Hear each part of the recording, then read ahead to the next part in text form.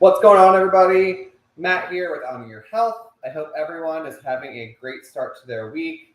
Well, this is my start to my week, so live. I am on because I actually was just talking to my friend Kate, and we were discussing a client that we both actually have that suffers from hives.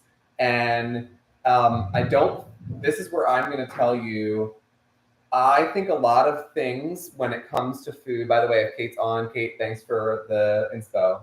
All right, I'm here to talk about hives. From what I've seen in practice, hives come from a stress response in the body. Just like, and this is again partly what I've seen in my own self, is sweating, like excessive sweating and excessive hives or rashes or anything like that. It is a nervous system, potential sympathetic state that your body has kind of cultivated and not healed because your body, A, needs to get to a place that it can calm down, and B, you don't look at yourself and look at everything that has happened in your life. So there are factors to, you think food is an enemy to you, or you think food is causing you an issue. So if there's one thing I talked to my friend Kate about today, it was the fact that this is a huge issue. And I have a client who also, we have to manage it, and we have to really get to the bottom of it, because I don't think people really give themselves, hi guys, I don't think people really give themselves the benefit of a doubt that it's not food that necessarily is the enemy. It's, did someone yell at you as a kid when you were eating sugar? Or did someone yell at you as a kid when you were eating too much food because your body was just hungry, and therefore you thought, uh-oh, food's the enemy. So your body built up this like negative response to it, and it came out as hives, or it came out as a rash, or it came out as panic, and then you got hot and flushed, or what have you. So there's so many. This is where I think people need to like look at themselves and go and really be honest with themselves in the fact that like for example, I can give you an example of a client who had for a long time, like when she first came to see me, she was massively constipated. Okay. And we've worked really hard for probably a good 8 months on making sure she goes, and she'll come in sometimes, she'll be like, Matt, I'm constipated. And what will she do? She'll go into panic. She'll go into that stress response. And I'm like, it's okay. And the reason why it's okay is because your body, this is where it's like, you have to get the body to a place where it can thrive. You have to get relaxed. You have to bring it down first, right? Once you bring the body down to a stasis, and once you bring that body down to a place where it can actually breathe and function and move and relax and rest, but all those things, all those daily functions that it has to go through, until it can get to that space, you're always going to be in that up and down stress position, right? And then, so we got her body to a good point, right? To a place. And this is where people are like, so once I get to that place, once I get my body into this safe position, then what? And I'm like, that's when the work actually starts, right? People think, oh, once I get my body to this position, I'm all done. No. But again, this is where we are used to like an Amazon Prime body. We're used to an Amazon Prime mindset versus actually doing the work to bringing the body back to a healthy standard and to a healthy place for us, right? We're also looking at so many other people and comparing ourselves to all these other people versus going, okay, I know I have a stress response when it comes to food. I know that whenever I eat carbs, I go into a physical, I shouldn't actually say physical anymore. It used to be physical for me, but now it's more of a mental guilt. To me, you need to heal that, right? You need to look at yourself, look in the mirror and go, why? Is it an emotional response? Is it do I need to forgive myself? Do I need to forgive my mom, my dad, my cousin, my whatever, right? You need to start, this is where forgiveness comes into play with health, is Because until you forgive people and until you let go of past stuff, you won't make it through. I told this specific client 2 weeks ago, she was panicking about going on a trip. And I said, listen, this is your old self. This old self that you used to identify with thought, I'm going on a trip. And every time that she's gone on a trip, guess what happened? She got constipated because she went into this like control. I need to look good. I need to feel good. All this stuff. She went into this like tight grip, and she went into panic, and then her body stopped moving bowels, because that's what happens, is that you're still identifying with this person that has had all these issues for 20 years, but that's no longer who you are. So you need to stop identifying yourself with all these problems. And that's sort of what it goes down to with food, right? Like, I have people that are like, Matt, like they come in and they're feeling, it takes a couple weeks, right? They'll start on supplementation. We'll start turning their mindset around. And what happens is that they go, I feel amazing, but I'm so mad. And I say, well, that's an interesting thought. Like, why are you so mad that you feel amazing? Like, that's weird, right?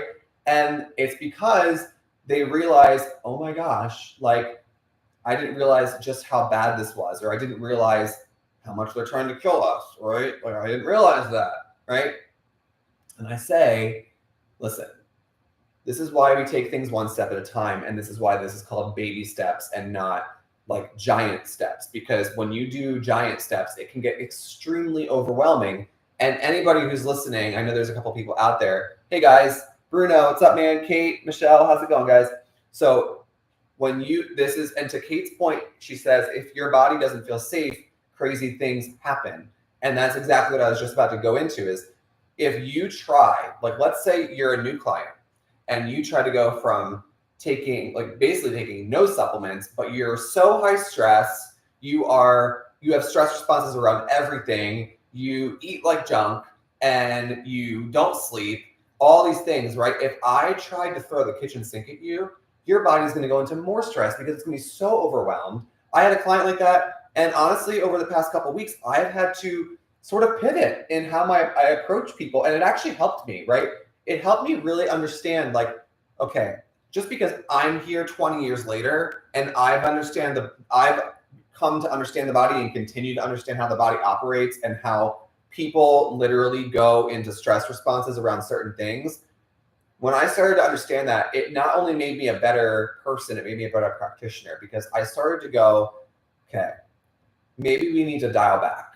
Maybe we need to go back to the basics a little bit. Maybe we need to only worry right now about making you taking your supplementation so automatic that it's no longer a task, right?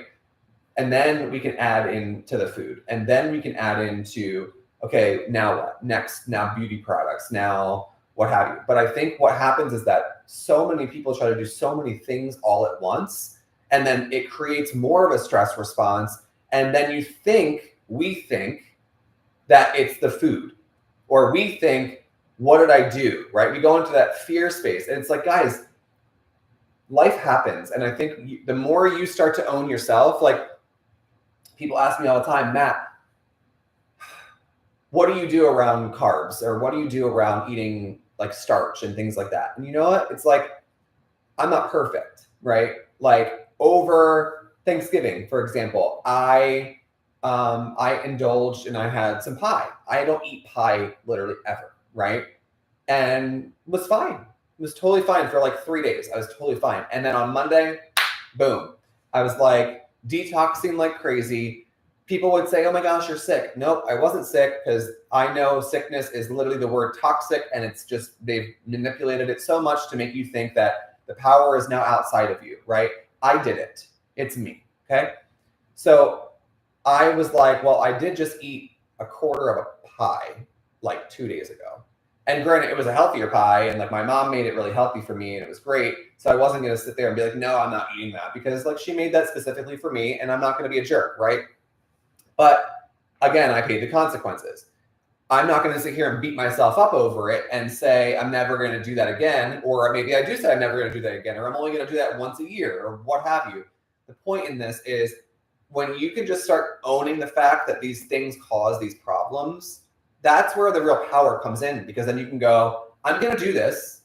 I'm probably not going to feel great, but I'm going to do it anyway, right? And it's okay. This is where we have to forgive ourselves for being human beings, right? You're not going to run from all the sugar in the world. Does sugar slow down your metabolism? Does it crush digestion? Does it cause depression and cause anxiety? Yes. We already know that, right? Like, and we're not here. I mean, I know I'm not here. I can't speak for everyone, but I'm not here to push you to be perfect. I'm here to push you to be better than you were yesterday, and then cultivate that over time to, you don't even need it, or you don't even crave it, or you have it once a year or once every whatever, right? Like, we are getting you to a point where you feel so in charge and so empowered in your own body that you don't need to make choices like that you don't feel insecure around saying, no, I'm good. Because I think that's what it really comes down to, is people are so afraid of what other people think around their choices. Like, I used to feel so judged. I used to literally be like, I'd be in my like a family dinner and someone would say, oh, just have a piece. I'm like, no, I'm good. Just have a little bit. No, I'm really okay. Okay, fine. And I would give in because I didn't feel like dealing with it, right? But then I got to the point where I was like, you know what?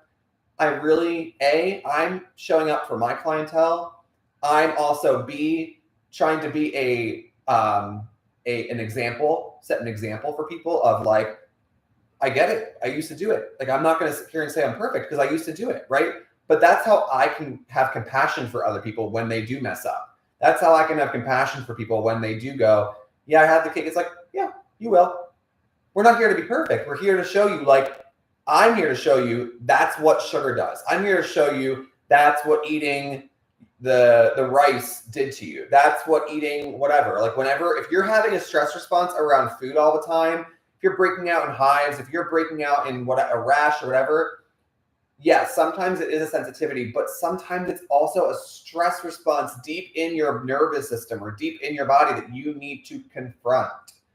And it could have been something, again, this is where we identify with the rash, with the whatever. It's like, stop identifying yourself with this thing that's like this mysterious thing. It's like, stop. Like, the second you stop doing it, it's over, right? And it takes time. Sure, I'm not sitting here saying it doesn't. But the more you become conscious of why, again, this is where we stopped thinking. We stopped like being aware of, well, every time I eat this, I get some kind of reaction. Well, why? Like, what? We don't ask ourselves these questions, and we don't go, why do I get that stress response? Is it because I feel guilty? Could be. Is it because I feel shameful? Also could be. Is it because I feel guilt or any of those things? Yeah, it absolutely could be, because guess what? My family, I can tell you right now, had a very bad relationship, and they still do. They have a very bad relationship with food, right? None of them know how to eat properly. They all think they do, but none of them truly know how to eat properly and effectively, right? And because a lot of them are brainwashed, and that's okay, right? However, when you are around family, when you are around things like that, you need to go, I know, and own it, right? I know that doesn't work for me, and I'm okay with not eating it. But until you can own that in yourself, and until you can be strong in, yeah, whenever I drink red wine, I just feel like death. So I don't even touch it anymore, because it gets to the point where it's not worth the craving, or it's not worth how I'm going to feel for the next 3 days, right? Because I was reading an article by Daniel Amen, who's a brain, amazing brain scan guy, and he's been listening to him for a while, and he talked about how like depression and all these things, like they all happen when you eat carbs and sugar and alcohol and even leafy green vegetables, right? Like, they're all there, right? I don't think people don't really realize the effect that food has on the body, because they don't want to believe it, because it means that they have to look at it. It makes them uncomfortable to have to look at, oh, maybe it is the food that's causing the stress response, but maybe it's deeper than the food. Maybe it's something way deeper than we even know about. Because again, people don't realize this. Because I can attest it, because I used to be very overweight, right? And it wasn't until I started addressing emotions and started releasing emotions that I started to go, my whole body started to shift for the better because I started to release stuff that I was like, oh my gosh, like I have a lot of trauma around being overweight, around being judged, around not being loved, about not being wanted, about being abandoned. Like we all have these issues. We all have these traumatic events. And if you think you're better than it, you're probably needing it the most, right? And that's not to shame or judge, it's to be honest, right? We all have emotional and traumatic baggage. And I think until people realize that this has such an effect on health, it will never get better, and you will never get better, because you can take out and do toxic stuff all you want, detox all you want, until you start addressing your emotional side and your traumatic side that has all the trauma that has happened to you. Guys, like the evidence is out there, the science is out there, the research is out there that emotions really cause a lot of problems in your body. They cause those stress responses, they cause the hives, they cause all of that stuff. But nobody wants to own that, because then that means they have to look inward. Yeah, you do. And this is, again, I hate to say it, but this is why we are a nation in decline right now, is because nobody wants to look inward. Everyone wants a fix. Everyone wants social media to dictate their lives. Everyone wants the Amazon Prime to fix them. They want, that's what we're looking for. We're looking for quick. We're looking for quick answers, quick results. And yes, while certain things are quick, there's a lot of things that aren't. My granddaughter convinced her dad's side of the family to not make all pasta dishes for Christmas since I can't eat them. I was actually looking forward to eating a steak before going. But they did keep the pasta. Hey, yeah, good. I mean, so Michelle says, my granddaughter convinced her dad's side of the family to not make all pasta dishes for Christmas since I can't eat them because she eats steak, which I do too. And it's exactly right. Like, listen, they can eat steak, like this is, or they can eat the pasta. Like I had family, my mom called me the other day. Hey, if I make this, are you going to eat it? No. Really? No. But I'm not here judging you. Like, obviously you have people to feed that don't eat like I do. That's okay. Like, I'm not here to shame you or judge you or whatever. This is just my life and how I choose to live it. That's okay. I'm owning my own power and I'm owning my own body. I'm not afraid to tell people anymore, yeah, I don't eat like that. I had a friend a couple weeks ago say, hey, you want to go out for a drink? I said, I actually don't drink anymore. I'll happily go out for like a coffee. He was like, no, I'm good. I was like, okay. That's your choice.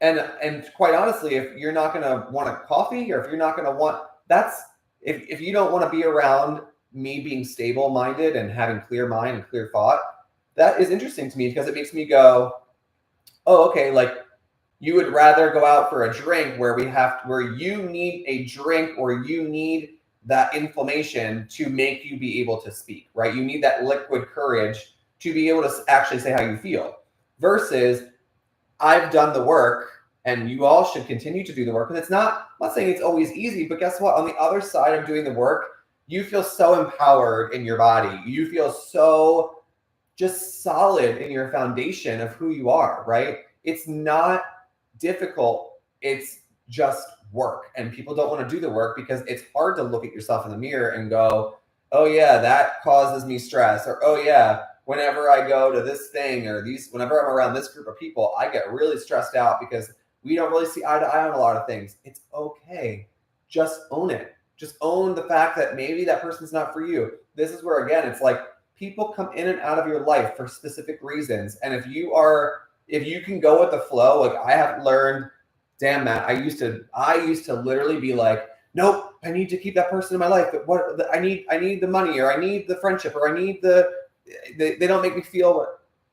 And then I started to just kind of go, that person's going, this is coming in, that person's going out. When you start to live like that, life just gets so much more freeing, because you just start to go, yeah, I don't even want to go out to drink anyway. Or yeah, I don't want to do that anymore anyway. Or, yeah, I used to be in this like cycle of dating that, it just doesn't work for me anymore, and I'm tired of it. So I'm going to cut that cycle right now, and I'm going to say, I'm going to own me, and I'm going to do me, and I'm going to make my life better, and do, because again, when you're living your life and you're making these discoveries for yourself, guess what happens?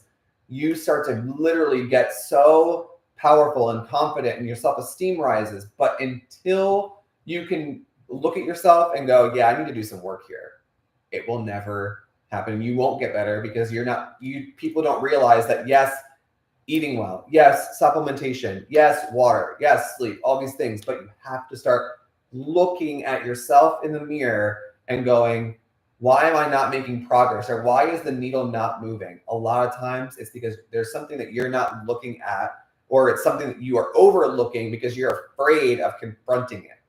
So again, food isn't the enemy. It's probably a stress response. If you're not budging on the scale and you're eating perfectly, it's probably not a supplement. It's probably not food. You're probably in a stress response, a massive stress response that either, and again, this is where I tell people who I work with, like, cry on the table.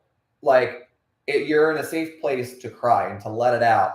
You are, as you do emotional release, like, you need to be open to letting go of this stuff. Okay. So I hope this helps, because I can tell you from my own perspective and from my own health journey that holding on to emotional stuff and traumatic stuff that has happened and holding on to other people's baggage, it weighs on you. And I continue to see it in my own life as I get better and healthier and do better, is that I don't take things so personally anymore.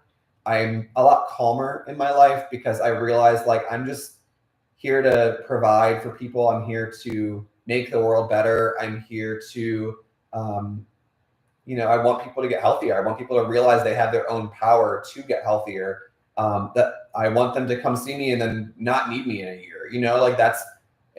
That's where I want people to be. I want people to get so freaking healthy and so on point that they're good. So I hope this helps. Don't look at food as the enemy, because it's not. Look at your life and look at your past and see, are you identifying with something in your past that's no longer who you are, and you're just kind of like continuing that self-tape in your head, and just let it go and stop and call it out. Call it right out and don't be afraid of it. Okay? Hope you guys have a great week, and I'll talk to you soon. Bye-bye.